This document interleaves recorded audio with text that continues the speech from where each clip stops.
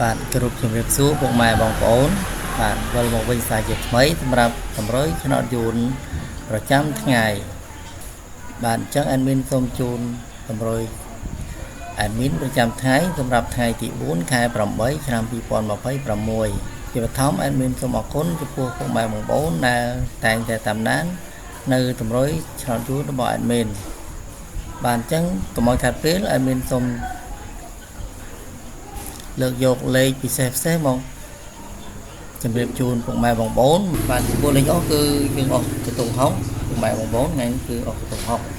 បាទហើយចំពោះលេខតូចយើងមានលេខ06គុណ64គុណ74គុណនិង11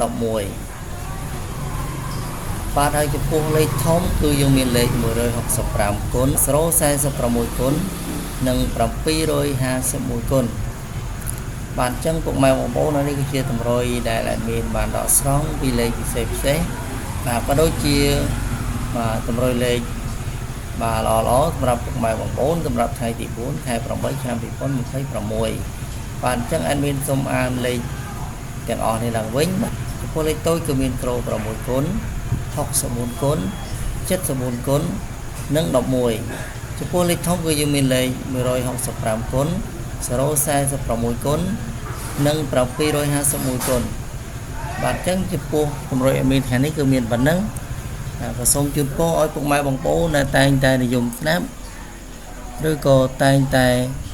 គ្រប់គ្រងនៅតម្រុយរបស់ admin សូមជូនពរឲ្យពុកម៉ែបងប្អូនដំណើរល្អហើយញ៉ៃទាំងអស់គ្នាបាយ